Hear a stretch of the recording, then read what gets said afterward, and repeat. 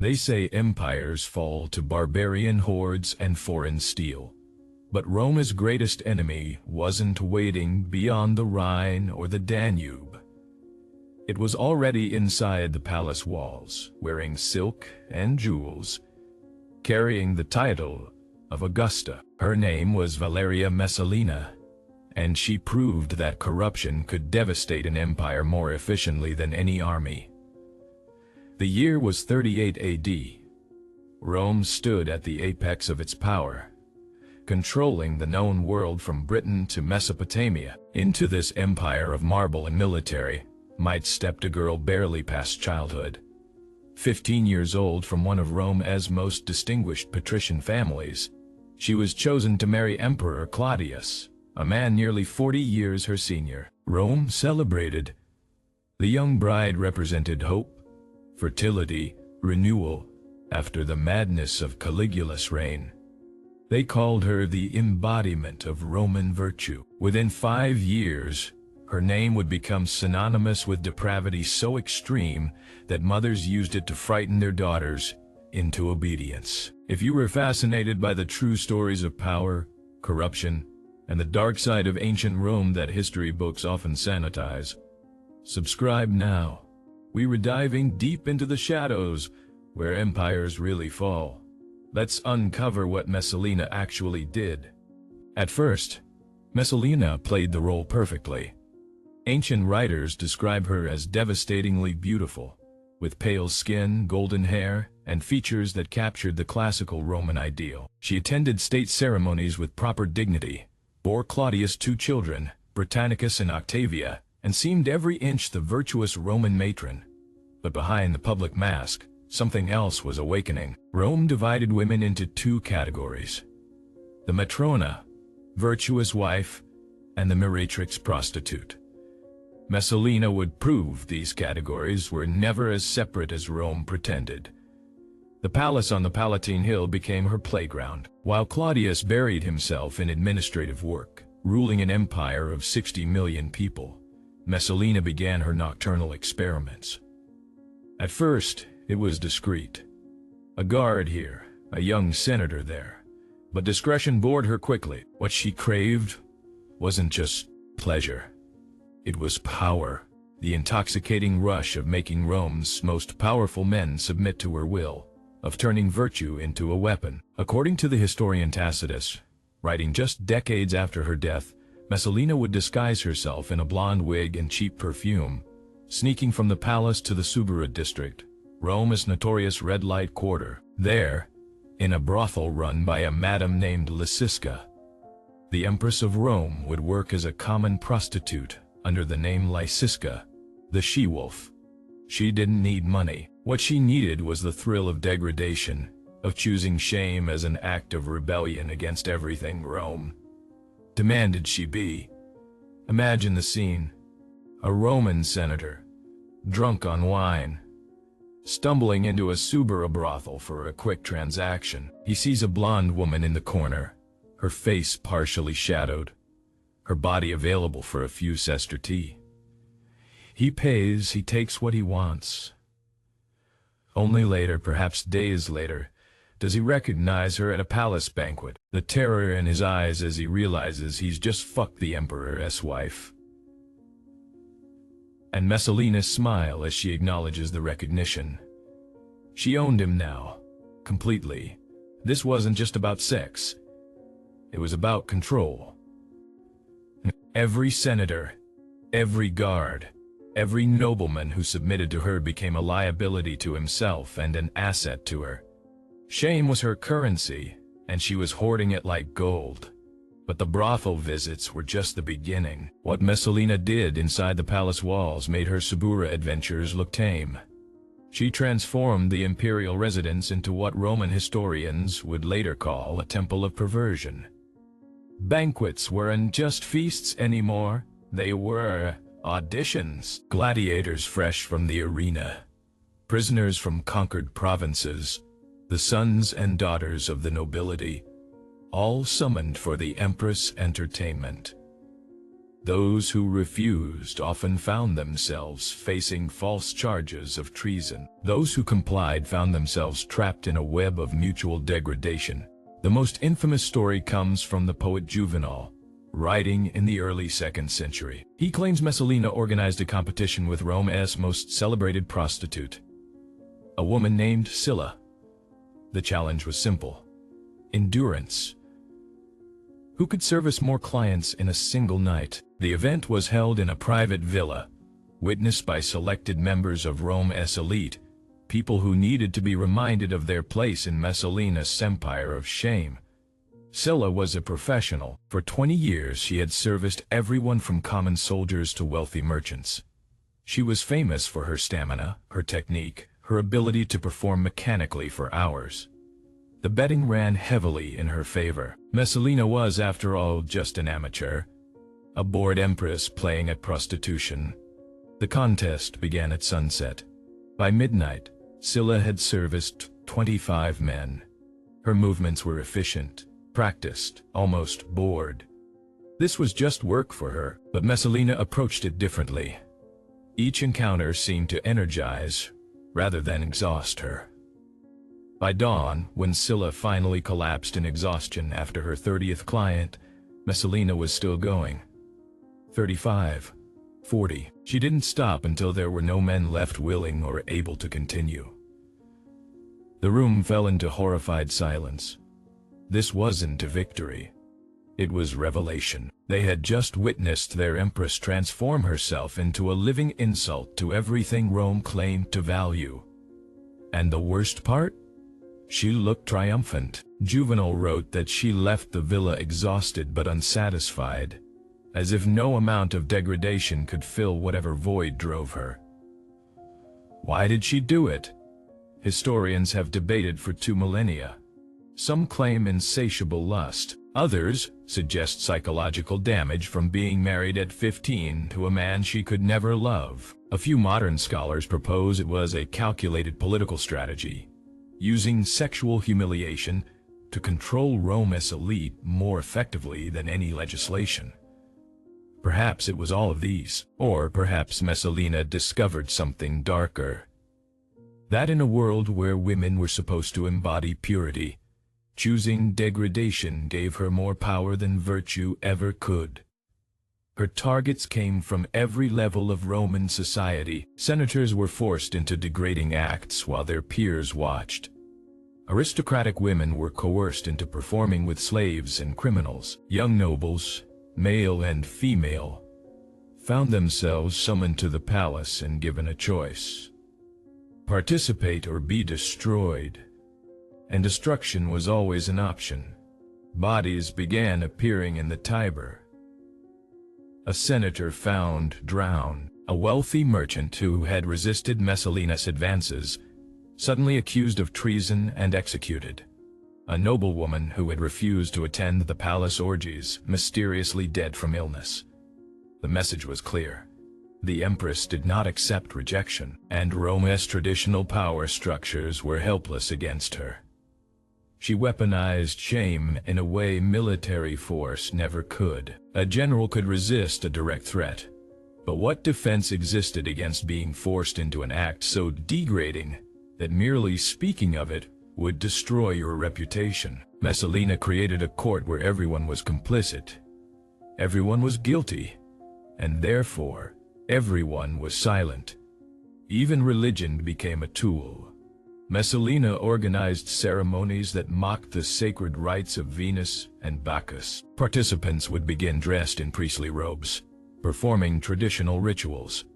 Then, at her signal, the ceremonies would descend into orgies that deliberately profaned everything Romans held holy. It was sacrilege as statecraft, destroying the very foundations that held the empire together.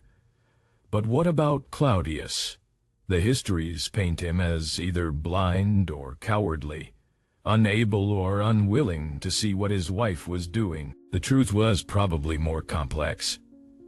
Claudius was a brilliant administrator, reforming the civil service and extending Roman citizenship throughout the empire. But he was also a man who had survived by appearing harmless, by being dismissed as a fool while his relatives murdered each other for power. Perhaps he knew exactly what Messalina was doing and simply couldn't figure out how to stop her without destroying himself. Or perhaps, after decades of being dismissed as weak, he found a kind of revenge in letting her run wild, using her excess to neutralize threats he couldn't eliminate directly. The palace staff lived in terror. Servants who witnessed too much were sold to mines or gladiatorial schools.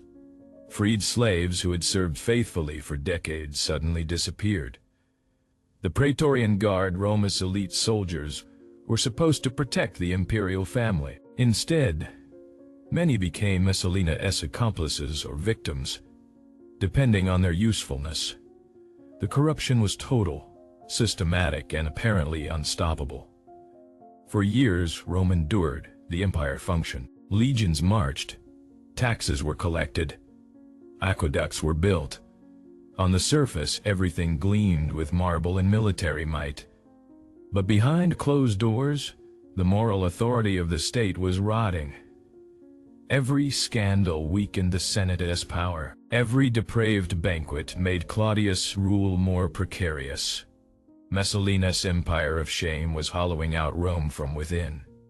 The end came in 48 AD, and it came because Messalina finally overreached. While Claudius was at the port of Ostia, she did something that defied belief, even by her standards. She married another man, not in secret, not in a private ceremony that could be denied. A full Roman wedding with priests, witnesses, and legal contracts. Her new husband was Gaius Silius, a young senator and her longtime lover. This wasn't adultery, it was treason.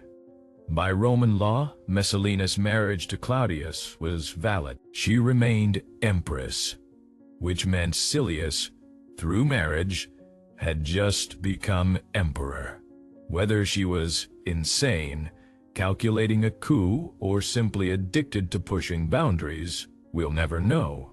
But this time, she had gone too far. Word reached Claudius through his freedman Narcissus, who brought witnesses and documents. At first, Claudius laughed. Another rumor, another scandal. But when he saw the marriage contracts, when senators testified they had attended the ceremony, when even the Vestal virgins confirmed the religious rites had been performed, he finally understood. His wife hadn't just betrayed him, she had tried to replace him. The reaction was swift and total. Praetorian guards descended on the villa where Messalina and Silius were celebrating. Silius was arrested and executed immediately. Messalina fled to her mother's gardens, one of the few places she had ever known safety. According to Tacitus, she tried to write a letter of apology to Claudius, but her hands shook too badly to hold the pen. She begged her mother to help her die with dignity, but couldn't find the courage to do it herself. In the end, a Praetorian tribune did it for her. One thrust of the sword, and Valeria Messalina, Empress of Rome, architect of the palace's degradation, the woman who had laid with 30 men in one night, died in her mother's garden at age 22. She had been empress for 7 years. In that time, she had transformed Rome's imperial court into a theater of systematic corruption that historians would reference for centuries as a warning about unchecked power. But her death wasn't enough for Rome. Claudius ordered damnatio memoriae, the most severe Roman punishment. Her statues were torn down. Her name was chiseled from inscriptions. Official records were altered to erase her existence. She was to be forgotten completely, as if she had never lived. But Rome's attempt to forget only made her memory stronger. The histories of Tacitus, Suetonius, and Juvenal ensured Messalina would never be forgotten. Each retelling added new scandals, new degradations, until it became impossible to separate fact from legend.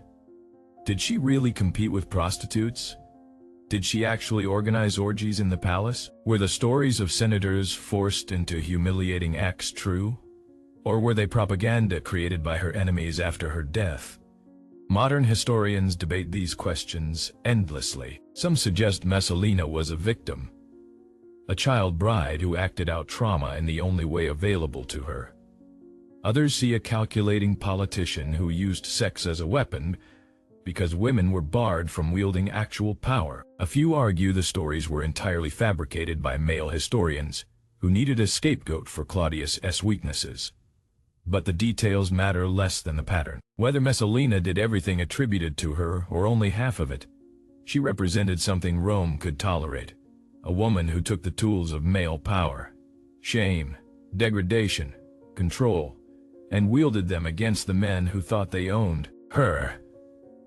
She proved that the emperor's wife, supposedly the pinnacle of Roman virtue, could be Rome's most effective destroyer.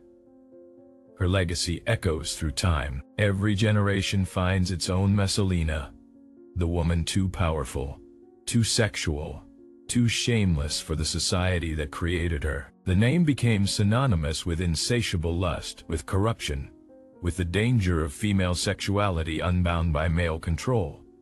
But perhaps that's the wrong lesson. Perhaps Messalina's real crime wasn't her sexuality, it was her refusal to pretend. Her rejection of the mask Rome demanded all women wear. Rome wanted her to be a symbol of virtue while it conquered, enslaved, and brutalized the world. She chose instead to be a mirror, reflecting back the empire's own corruption in a form it couldn't ignore. If Rome was built on force and domination, why shouldn't the Empress use those same tools? If Roman men could visit prostitutes and keep slaves for pleasure, why couldn't she do the same? Her error wasn't in being depraved. It was in being openly depraved, in refusing to hide what everyone already knew existed. Today, ruins of the Palatine Hills still stand above Rome. Tourists walk through the imperial palace complex, admiring the architecture, imagining the glory of the Caesars.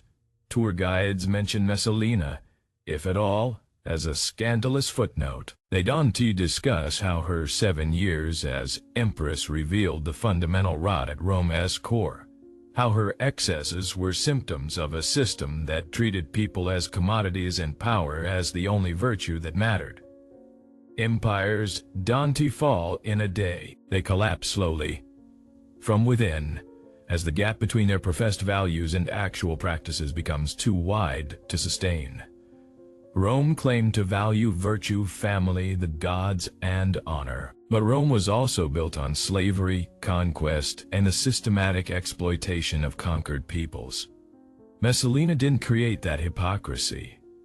She just stopped pretending it didn't exist. And for that, Rome could never forgive her. 2,000 years later, her name still carries weight.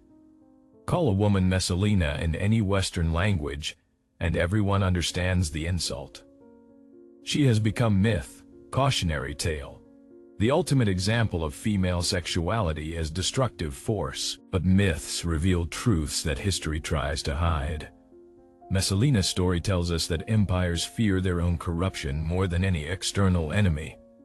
It tells us that societies obsessed with controlling female virtue are usually hiding far darker sins. And it reminds us that power corrupts everyone it touches, regardless of gender.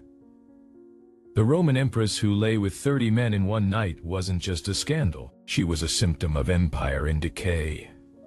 A mirror held up to Rome's face that reflected back only darkness. They killed her for it.